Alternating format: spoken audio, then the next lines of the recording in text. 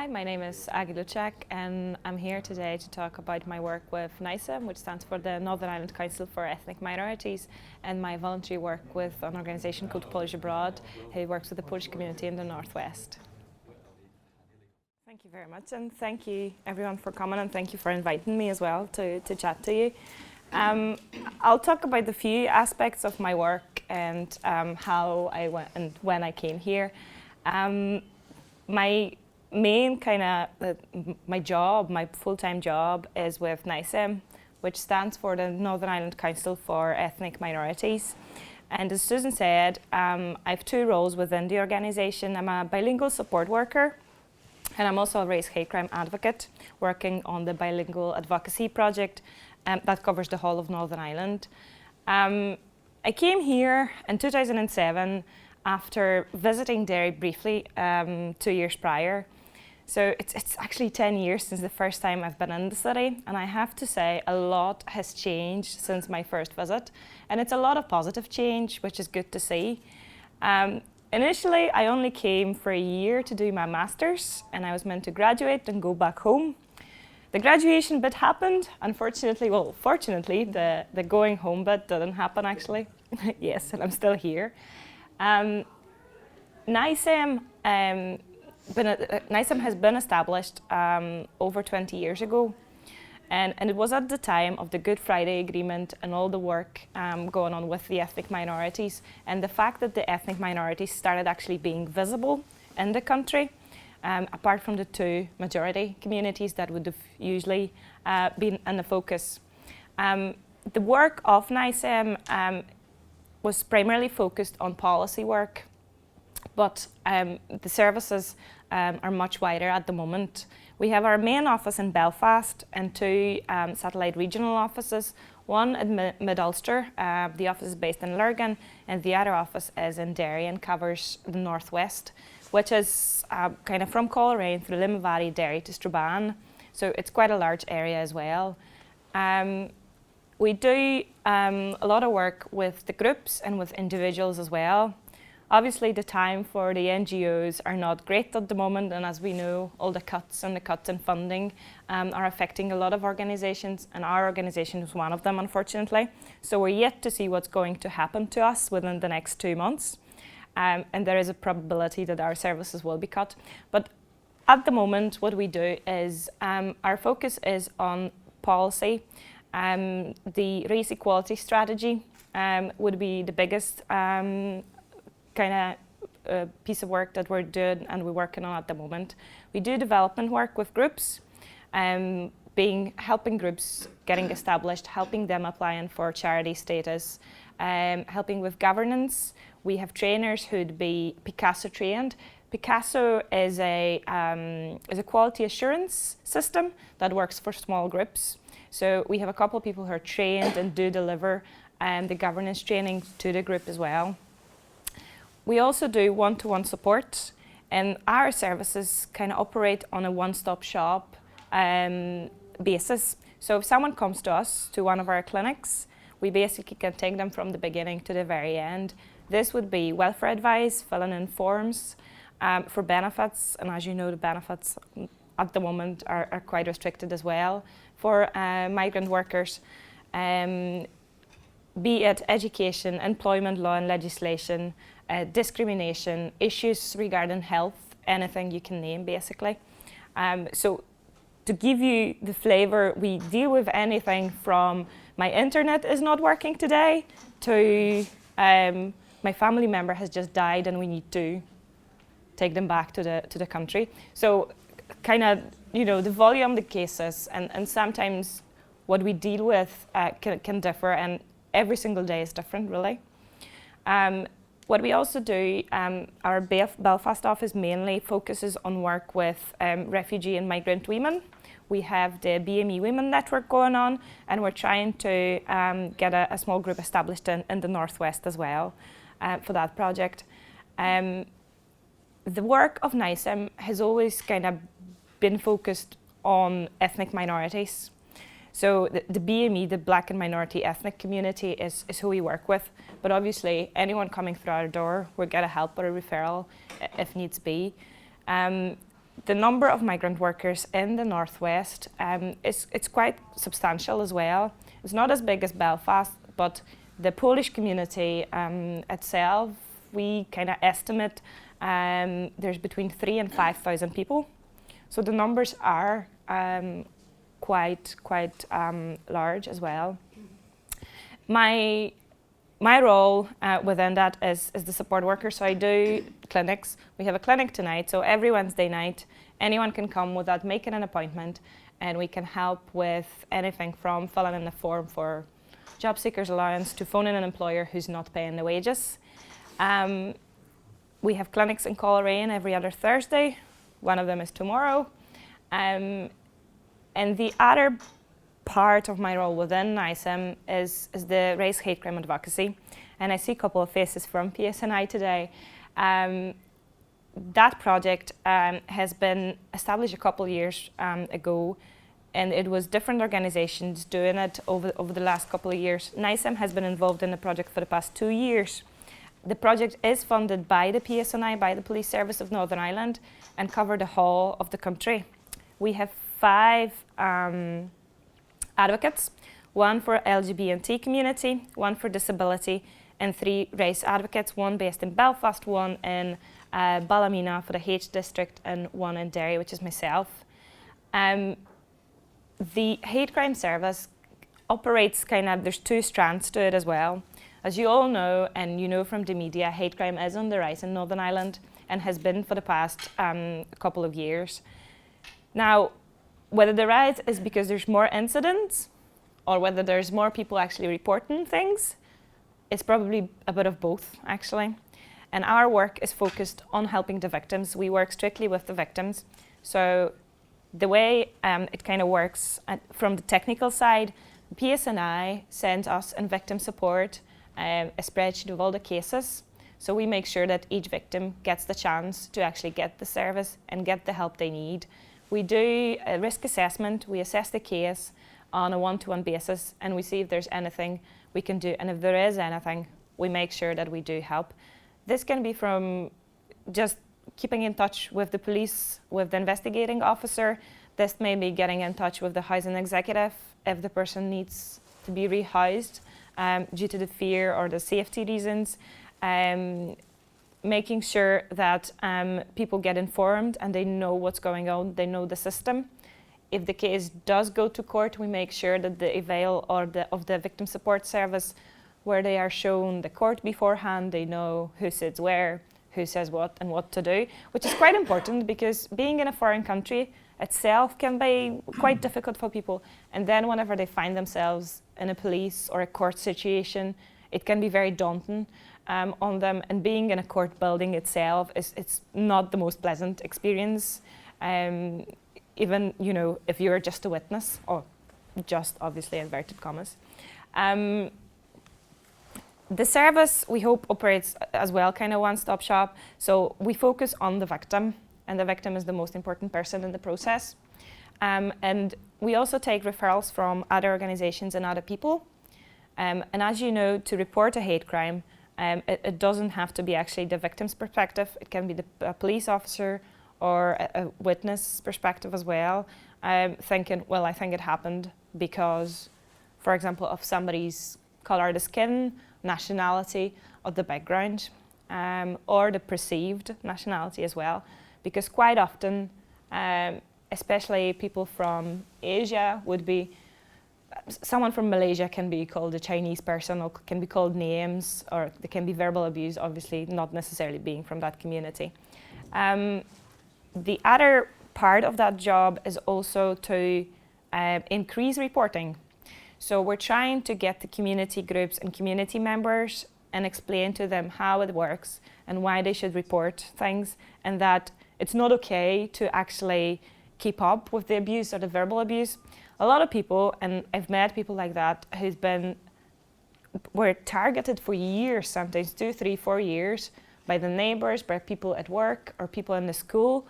And they would have never even thought about reporting anything because they've accepted the fact that they're in a foreign country, so they should be putting up with it, and it's just part of living abroad, which is obviously not true. A lot of people would come from countries where, first of all, you don't trust the police, you don't go to the police and you don't report anything, because it can actually be, it can have the completely opposite effect to actually being protected. So people coming from countries, from African countries, refugees, asylum seekers, obviously wouldn't have the trust, and that's where we're trying to bridge the gap. NICEM is also what it's called a third-party reporting group. So if someone doesn't feel comfortable phoning or going to the police station, they can phone us or they can come to our office and we can report the incident on their behalf. We're also trying to make sure that people understand how it all works. And quite often, the system is there to help them and the police officers are doing what they can. But because sometimes of the language barrier maybe, or the fact that people are not actually sure what to expect from them, they feel left out. So we're trying to make sure that people know what's going on, that they know what's being done in their case, and if there is anything happening, that they are basically informed, because it's sometimes not even about the outcome, it's just about the fact that they know what's going on and they know someone is actually doing something for them. I cover quite a large area as well, because I cover kind of from Newry through Fermanagh to Newton Abbey, which is quite a large chunk of the country. So I'm on the road quite a bit as well. We're trying to make sure that we do cover all the areas. And why is it important for me to meet with the people personally? I could obviously phone them and use the emails, and the latest technology helps. But I think it's always better to go and see them face to face and make sure they know who they're talking to, and to put the face to the name. And the same kind of applies sometimes to the police officers, because quite often I would email them or work on different cases with them, and it's only when there's an event or a training session and they go, "Oh yes, you're the Aggie who's been emailing me." So it's sometimes nice to do that as well. As I said, unfortunately, we're undergoing the cuts. The hate crime service is staying as it is because the police has decided to fund it for another year. As you know, the work that we do has been seen as valuable. The support and the advice services within NICEM, we're not exactly sure what's happening. So probably from next week on, we're not going to be taking any new cases. But by all means, if there's anyone who needs help, please do come to us, contact me. You can contact Rasheen or Susan, they have all the details as well. At the moment, we also operate a small crisis fund for BME community. So if you know of anyone who's in a very difficult position financially, you can speak to me after this event as well. It's a very small pot of money, but the money's there. So if you know of anyone, you can let me know. Apart from all that, at NICEM, a few years back in 2010, I got involved with another community group in Derry, which is Polish Abroad, and from 2011, I've been in a kind of volunteering capacity coordinating the group. The group was set up in 2008 as a direct kind of response to the lack of services at the moment and the large number of Polish people coming into the country. As you know, Poland joined the European Union with another 7 countries in 2004. And whenever the work market opened, a lot of people decided to come over. Initially, it was the companies actually bringing people over from Poland and here. And the problem started where people didn't actually speak the language. And whenever they were trying to change the job or they were losing the job, obviously there was no network for them or no support network to help them. And that's where the organization got established. We also started a Saturday school, which has been running for the past, it's now going to be 6 years. Children go to school every Saturday. They learn Polish history, culture. We do organize cultural events for them. And we take part in projects and events as well within the city. And the next one being the St. Patrick's Parade. So we have a workshop going on this Saturday and we'll be in the parade. We have 60 kids attending the school at the moment. And the age range is from 3 to actually 19, I find out on Saturday. There's somebody who's 18 and a half. So we do anything from kindergarten to A levels in Polish. And as you can appreciate, some kids obviously don't really want to get up on a Saturday. So we're trying to make sure that apart from the learning, but there's also a bit of fun for them every Saturday. The school is our biggest project and has always been our biggest project. But apart from that, we do photo exhibitions, film screenings, we do information sessions, we provide referral services to other organizations. We run a website and a Facebook page where we put all the latest information, news, and we put useful details if there's any changes in the legislation or the benefit law, for example. We're always trying to make sure there's something there that people can refer to. Or even the fact that our buses are not going to be running this Friday. So we're trying to make sure that people are aware of what's happening in the area and other events happening as well. Polish Abroad in itself has been established basically to bring the Polish community together, to make sure they have a space and they have somewhere they can turn to if they do need help. But we're also trying to raise awareness of the Polish community in the area, of our contributions to the majority community as well. A lot of people, and I hear it day and daily, both at NISM and Polish Abroad, you know, there are still people thinking migrants come here, and obviously you can then put whatever you want in the brackets, to steal benefits, to steal jobs, to steal houses, they take school places, you name it, there's a lot of it, okay? But the reality is a bit different. Only a very, there's a percentage between 2 and 5% people actually do take benefits if they come from a European country. At the moment, the benefit system is very restricted, so people coming from any European country can't actually apply for anything for the first 3 months, and they are then only entitled for 90 days. So, you know, 90 days is not a lot to come for, to change the country, leave your family, leave your friends. A lot of people do come for work and education, like myself. A lot of people come for a year, a lot of people come for 3 months and they stay. The reason why obviously the reasons for them staying here are different.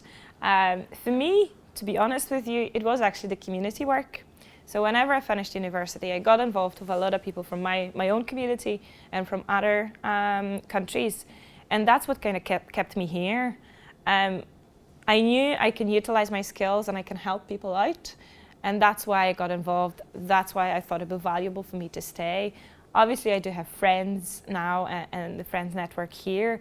And it would be probably difficult to go back home, but I do still miss home. The latest technology, Skype and calls obviously help, but it's never the same as visiting your family and friends. So I always try to make it 3 to 4 times a year, which is never enough, according to my mum and my friends, obviously. But I'm trying to do so. The work, as I said at the very beginning, over the past couple of years, a lot has changed in Derry. Starting from, you know, how the city looks like even. When I remember my first visit to Derry in 2005, I was surprised that we have a lovely riverbank, but there was no kind of footway, there was no nowhere to actually go for a walk in the evening, and people weren't actually going for walks, and I was kind of thinking, why is that? And obviously, as the time progressed, I was told why, and I was explained, but I couldn't believe it. At the moment, again, a lot has changed. And I think the City of Culture, the 2013, the first UK City of Culture events helped as well, the infrastructures and stuff, and there was obviously, we now have the Peace Bridge, and there's a lot of people who would use it to either go to work in the morning or just use it for walks. A lot of people started taking up running, or there's a lot of bicycles, and it wasn't there actually 10 years ago. But the two things, and that's something very private, but I always say it, the two things, the two biggest kind of culture shocks for me were the shops and the language. The shops, because whenever I went shopping first time, and obviously like in Poland, agriculture would be quite big, so we do have fresh fruit, vegetables, all that. Went to Sainsbury's, And I phoned my mom immediately going, "Mom, everything's frozen here." It was a shock for me. Literally, I still remember walking in and there was only like 2 shelves of fresh fruit and vegetables. And I just couldn't believe it. And then I went on, and obviously there was rows and rows of frozen fruit and vegetables and everything. And I was thinking to myself, that's different. That changed as well, obviously. And the second one was the language, and that was that was the biggest one. My background from home is I'm an English teacher, so I had a degree in English coming here, and I thought to myself, well, I can speak English. Obviously, it's an English-speaking country. Sounded like a good idea on paper. Wasn't so, obviously, and I quickly realized that. And I was sitting with my friends, and we were chatting, and obviously at the beginning of the conversation, they were making an effort to be understood by me. So they were speaking slowly, not using too many idioms or colloquialisms.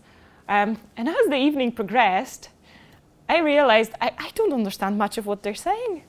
And it's small things like using we for a lot of words, and a lot of different things. And even the fact that, you know, how a lot of words are pronounced, house, town, and I was thinking, what is that? So I was telling myself, I'm going to get a wee dictionary, and maybe it's words I just don't know a wee dictionary. Yes, I know. It's horrible now. I know, and I use all those words myself. You have a Derry accent as well. I know, and funny enough, when I was at university, my tutor at university, because I'm an English teacher as well, so I studied teaching English at Ulster University. She said, I'll be probably the first foreign person to be told off for the Derry accent whilst doing my teaching practice. And so I was, unfortunately. So I had to pose myself. But when I came here in Poland, at the university and in the schools, we're taught the kind of proper BBC English accent. So when I came here, people were looking at me slightly odd, asking, you know, where are you from? What are you doing here? So I think as the time progressed, obviously I picked up the accent, but I suppose it's hard not to pick it up if you hear it every day and it's around you. But my first ever job here was in Altnagelvin Hospital, actually, and I was working on a geriatric ward. And this was probably the biggest learning curve in terms of the language for me, because obviously older people from all over the region, quite often not understanding each other, were teaching me a great deal of things. And it was a lot of things, the stories they were telling me about their lives and about the language and teaching me words and phrases. It was brilliant, and I'll always keep that in mind, obviously. But going back to kind of to the work that we do as well and the community here, I think most of the ethnic minority community do feel welcomed in Derry.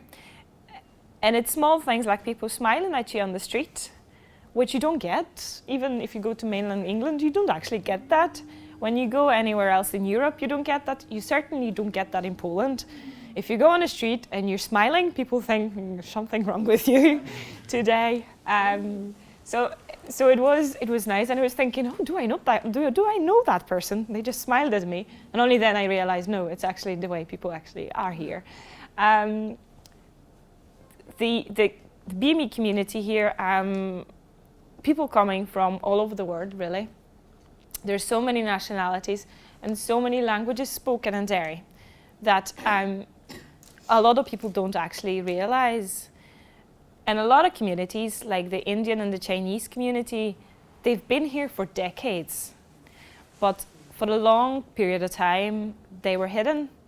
And they were doing their own things, setting up businesses. Obviously, they weren't entitled to any welfare support or any benefits. So they had to actually do things on their own. And if they wanted to survive and if they wanted their families to have a decent life, they had to make it.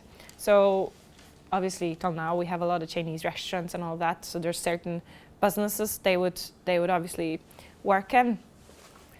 But I think the 2000s and the early 2000s, whenever the Eastern Europeans started coming as well, and people and ethnic minorities started actually being noticed in the city. So you could hear the different languages going shopping, going around the town. It's when a lot started changing as well. And I remember the kind of my first work with ethnic minorities. At the beginning, there was a lot of enthusiasm, and a lot of people were very welcoming and interested, and they were curious about ethnic minorities because maybe they've never met a person from Poland, they've never met someone from Lithuania. The more people came, I think the attitude started changing. And obviously, since the economic downturn as well started, a lot of people started blaming ethnic minorities for the cuts and for obviously the stealing jobs elements started coming into place as well. But a lot of people don't remember that whenever the economy was thriving, people were coming because there was not enough hands to actually work. People didn't want to do the jobs. And a lot of people, and it's kind of proven by our research as well. NICEM Northwest has done a bit of research last year on the impact of the economic downturn on the BME communities. Most of the people work well underneath their qualifications. So a lot of people with degrees, and I'm talking masters and PhDs, would work in hospitality, would do cleaning jobs, would work in restaurants. And that's the reality, is the jobs that whenever the jobs were in abundance, no one actually wanted to take and no one wanted to do because they were low paid, minimum wage, and usually unsocial hours. At the moment, obviously, the jobs are very few and far between, and people started noticing, well, hang on a second, you know, all those Polish people working there, why our people can't get the job? But it's, you know, those attitudes. There is a bit we can do to change them, and I hope that through the work that we do, we're making a difference as well. And a lot of hate crime incidents come from that as well. So people thinking, you know, I don't want those foreign people in my estate. But when you go and talk to them and ask them why, they don't actually, they can't give you the answer because there is no reason for it, really. There is no answer. So we're trying to make sure that people understand, and people understand why others would come to the country. And as you know yourselves, the people from Ireland, from Northern Ireland and England, have been migrating for decades. And whenever we're doing, and especially whenever I'm doing work with the schools, and I ask the kids around the table, how many of you would have family in Australia or Canada or the United States? It's usually half of them would put their hands up. And whenever they ask, you know, have you ever thought of going somewhere else? They were like, yes. And then, you know, and then the conversation starts going. But as well, I think working with the schools and with the young people is brilliant. And me and Roisin did recently a piece of work for Derry City Council on the Prejudice Face-On training. And it's just fantastic sometimes to see how the young people open up. And maybe the first week they're not too sure, and they're not too sure what they can say, what they can't say. But towards the end of the project, obviously, they would tell you much more. And at the finale event that was recently held by the Derry City Council, I got the chance to speak to a lot of them from all secondary colleges in Derry. And it's brilliant to see how a lot of those young people understand what discrimination is, what prejudice is, and what impact it has on people's lives. Because quite often people don't realize that, you know, maybe a bit of what they call banter or a bit of verbal abuse here and there can have a huge impact not only on the person, but on the whole community. The person being abused usually have friends, they have family, they have a circle, you know, and if people find out, they become afraid, obviously. And if they don't know where to go and who to speak to, that feeling obviously grows in them. And people quite often don't realize. And the same applies to schools and bullying in schools. It's different to bully someone because they're wearing the wrong trousers or that they don't have the latest phone. That can easily be changed. But if you're bullying someone because they're Chinese or because they're black, there's very little they can do to change that. And young people quite often don't realize that at all. And it's only when you talk to them, and it's only when you actually make them think about it, they think, well, actually, yes, you know, that person can't do anything about it. And it's probably not why they shouldn't be bullied at all in the first place. But the reasons for being bullied as well are not clear to a lot of them. But the question obviously is always, where did those young people take it from? Social media, internet, TV, and parents as well. Yeah. So as long as, you know, we can do all the work that we do, but I think it's quite often, it takes a lot for people to realize that coming to a foreign country, it's a hard decision for a lot of people. Leaving your family, your friends behind and making that decision, it's not just because you fancy a change in your life quite often, but for a lot of them coming from regions which are really poor, it's kind of survival. You know, they can either go somewhere and try to do something about their lives to make the lives of their families better, or, you know, they didn't do anything and they basically, some of them, starve in their families because they can't support. There's no jobs, there's no perspectives. So I know there's a lot kind of going on behind the scenes as well, but it's great if people realize that as well. And we're hoping that through the work that we do both in NISM and my work in Polish Abroad, if there's anyone whose attitudes change, or if there is anyone who actually realizes that ethnic minorities are here as well and that they're contributing to the culture, to the diversity of the city, to the economy, that's great. That's all that matters for me as well. And am I talking a bit too long? Well, if I stop here then, and if there is any questions, if you want to know anything, I'm happy to answer. And hopefully I'll be able to answer. Do you have a magazine for your NISM? Do we have what? Or does NISM have a magazine? Magazine? We have a magazine, yes. We, at the moment, it's only online. We, again, money, obviously. Whenever we had a bit of funding, we were actually printing it. But at the moment, it's all online. Our website, www.nism.org.uk, you can find all the latest information there about events, the policy work that we do, and all the services that we provide as well. And where is that clinic in Coleraine that you mentioned you had a clinic? The clinic is every Wednesday night here in Derry. We are based in Clarendon Street with Unison. Unison, the trade unions, have been our social partners since the very beginning, since 1994. So we're sharing the office space with them.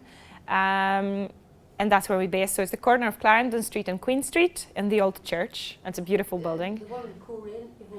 The one in Coleraine, it's in the River House, Castle Lane. Yeah.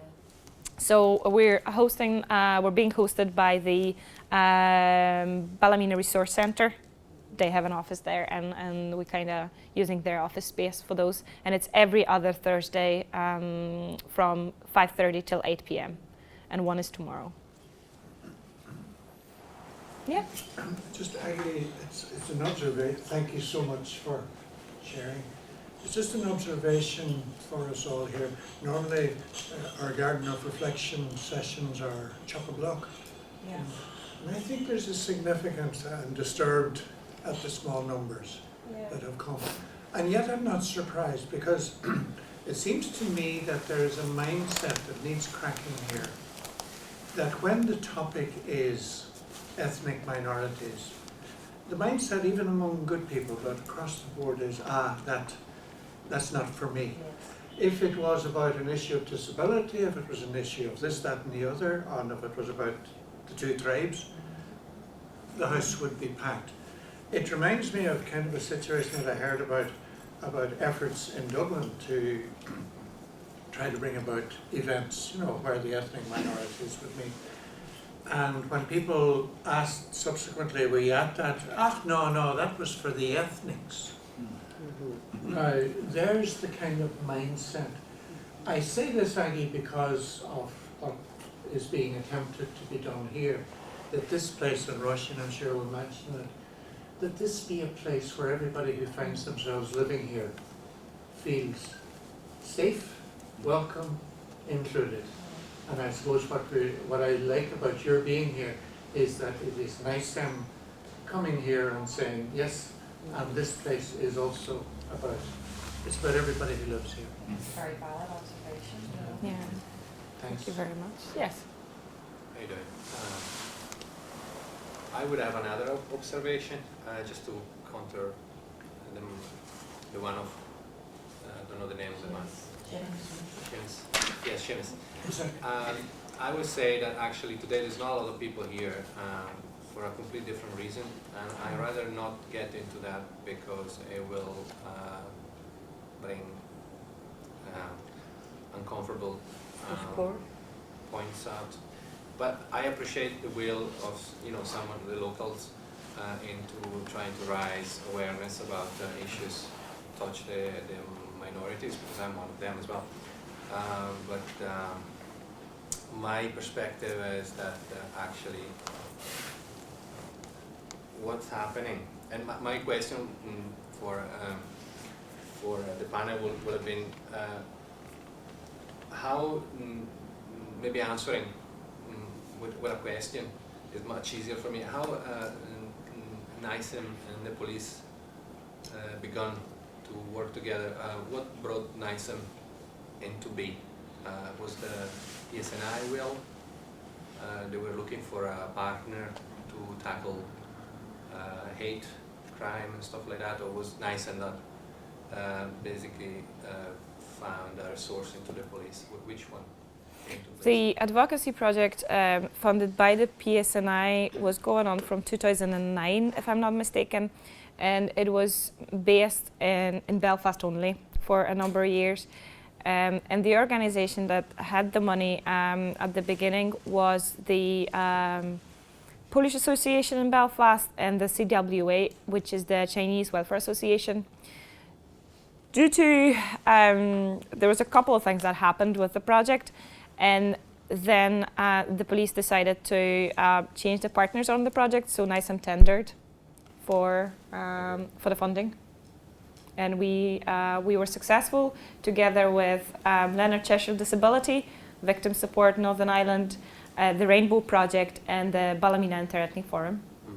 So there was a couple of organisations that tendered, and they were all successful. So NICEM is not the only organisation on that project. Okay. That answered part of my question. Thank you. Aggie, you're very much an asset to the community here, and thank you so much for sharing your story and the work that you do. It's just invaluable, and I'm interested in some of the specific work, because I remember hearing you talk about it, and maybe others might like to hear about sort of the specific work that you do with the PSNI and have developed in terms of the language barriers and things when people are maybe stopped for maybe a motoring offence or something, just that kind of work that you've been doing? Yeah, well, basically, we work on the hate crime project. We work very closely with the police, so we're in touch with them on a daily basis.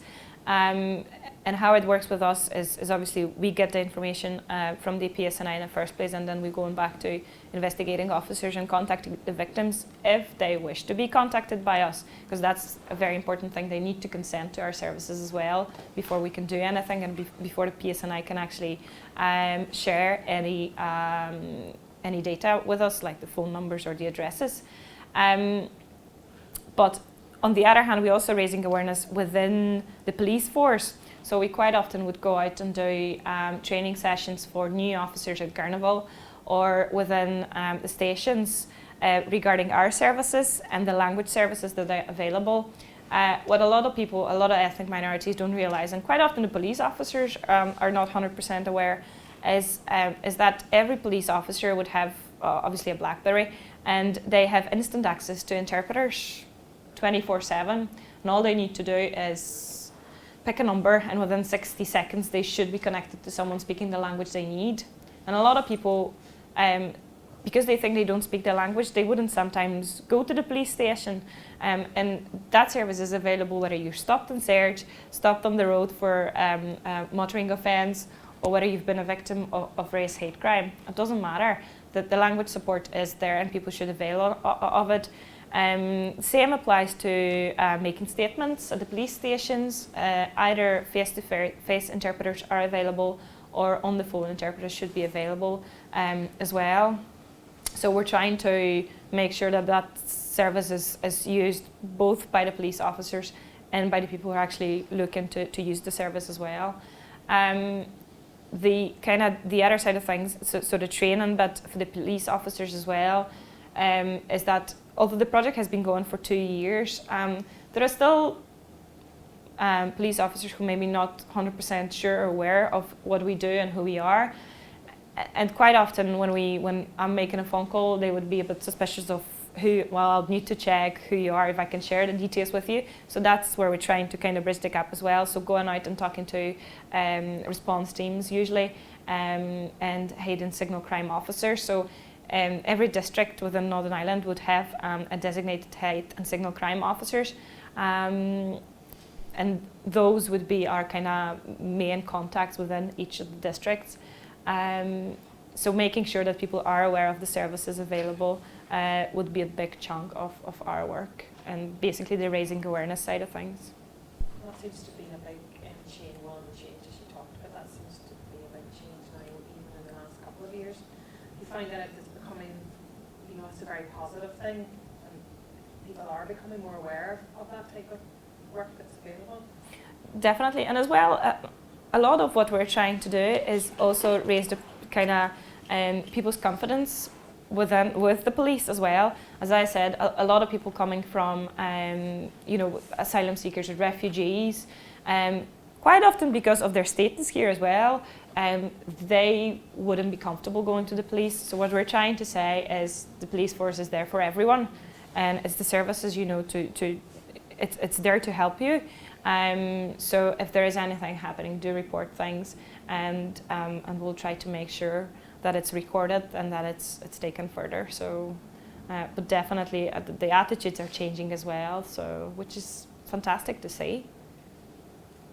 Well, are you mentioned when you moved to the Law Society in Belfast, or where do you get your legal advice from, or do you have a lawyer? We would, whenever we need legal advice, we would usually turn to the Law Centre. Law Centre NI has one office in Derry, one office in Belfast, and that's who we usually turn to. They provide a free of charge service as well to people. They don't take all the cases, but they take specific cases, usually regarding benefits and stuff. But if we do need legal advice, which wouldn't be in the remit of the Law Centre, we have a couple of private companies who would provide legal advice for free for us, just because of kind of the links we've established with them over the last couple of years. So. Yes, our director Patrick Yu would have a good relationship with them as well, and obviously over the last 20 years there's been quite a lot of work being done. They've taken a few cases, yes. It's not a huge volume of cases because the Equality Commission their funding is restricted as well. And the way they're choosing their cases is obviously the case needs to be significant, would need to make an impact on other cases as well. And they have to be sure that it's actually a winning one before they can take it, which is a bit difficult sometimes, but there was a few cases they've taken on beforehand. Ross, can you tell us a wee bit about the work that we're doing here specifically in diversity? Yeah, Yeah. I've got 2 flyers. I've got 2 flyers, and I wanted to talk specifically about 2 projects, one of which is the Friendship Club, and the other one is the Human Library. So I'll give these out before the end. The Friendship Club came out of an initiative called the City of Sanctuary. I don't know if anybody is familiar with that or not. The Junction is leading up that project. We did some research and consultation with locals in the area. And I suppose it's trying to promote Derry as a city of sanctuary, a city where people are made to feel welcome. Doesn't matter where their background is or where they're from, that they feel Derry is a welcoming city. Lots of cities within England have actually develop themselves as city of sanctuary, so we thought, why not do it here? Why can't Derry-Londonderry become a city of sanctuary as well? So after the research and the consultation, there was very much a commitment from people that this was a great idea, let's try and develop this. So we thought, what could we do as a practical initiative to promote the city as a city of sanctuary? So we started the Friendship Club. We meet every Tuesday fortnight, every second Tuesday, 7 o'clock till 9 here in the building. Seamus and Francesca have been involved in it as well. And basically it's, I suppose, a project to try and help people who maybe are not from here to come and see a friendly face, have a cup of tea, have a chat, so they can make friends, build up a network, feel safe. But it's also about them coming together with locals. So it's not just for minority ethnic communities, it's for everybody ready to come together. We've had about the third or fourth session now, and it's going really well. It's also developed into almost a language club, because we found that a lot of the minority ethnic communities were saying we want to be able to practice our English. So it's an opportunity for them to do that. Next week, or not next week, sorry, the 24th is our next one. And there's a Japanese association who want to maybe run an hour of promoting the Japanese culture, teaching some Japanese language, and they're going to do that. So it's giving people a chance to practice their language, have a place to come and make some more friends, and that's really what it's about. So that's what the City Sanctuary is about trying to promote Derry as a safe city and a welcoming city. So pass the word on about that, and I'll give out those flyers before I go. The other project I wanted to talk about was the Human Library. And it's actually happening this Friday from 10 o'clock here in this room. The Human Library, we ran this project previously, I think it was in September last year. And it's the whole idea of, it's based on the whole library idea, but it's a human library, so you borrow a human book. We've got a list of 10 or 11 books, so people will be able to come in and see a title that might spark an interest in them. So they borrow this book for half an hour. And you can basically talk on a one-to-one with a human book. So you borrow the book and they tell you the story that they want to tell you. It might be the story of their life or some experience that they've had, and you get the chance to interact with them. So they'll tell you the story and you get the chance to ask them questions. And it works really, really well. We've had some really great feedback the last time we had it in September, so we thought, why not do it again? We got a wee bit of money, so we're going to do it this Friday. We're doing it this Friday as a bigger event, so we'll have quite a few books for people to choose from. And it's from 10 o'clock until 1, and we'll finish with lunch, so you'll get fed as well.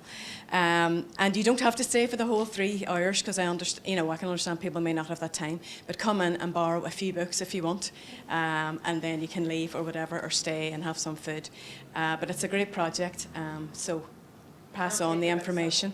No, you can't borrow the books. No, you can't borrow the books. You have to return them.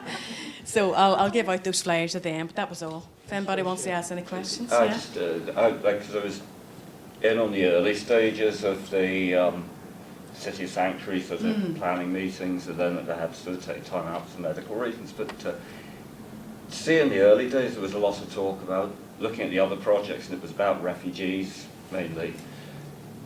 And Derry-Londonderry exports refugees, as these ones will know. Because there's a lot of people being forced out of town. There was talk about bringing that into the city sanctuary project. Is that still being addressed? Yeah. We developed guiding principles, and they're up on the City of Sanctuary website, which is part of the Junction website, so people can sign up to sort of express a commitment to that. And yes, one of those was about looking at people in the city who have been told you have to get out because you've, So have you had much engagement with? No, we haven't. No, we haven't. I suppose a lot of it is, not that I say we always have to have money, but we sort of thought, we've done the research and the consultation, and we took on board everything that everybody had said, and we've included those in the principles, trying to address those issues. Now, we've had conversations with the Junction, and we will try and get funding to actually develop the City of Sanctuary as a bigger project, which could include some of those principles. Yeah. If I could maybe add, John, to what Roisin has said and what Aggie said, there's a financial problem about pushing serious financial problem. But absolutely, we're following models of places like Sheffield or places like that, whose primary concern is the treatment of asylum seekers, refugees, and others coming into the city. But this has to be customised for our place. And our place is very much about the fact that in addition to people who are coming, there are people who belong here who are being driven out at the whim Mhm. self-appointed, Mm. whatever. Yeah. So yes, it will. Yeah. The If Well, we- results. hopefully Yeah, tie if in we with do, you. you know, develop that and get funding, that will definitely be something that we'll try and look at. Thanks. Just small look into steps to addressing. start with, Yeah. doing something rather than nothing at all, really. The Friendship Club, I suppose, was trying to Is- be visible, Yeah. you know, bringing people in and seeing what we can do. And I'm sure it's going to develop from there because we're getting new faces and we're getting people coming back. So it'll continue to develop. So keep you in touch. Thanks. There you are. Thanks a million. Thank you, Ross.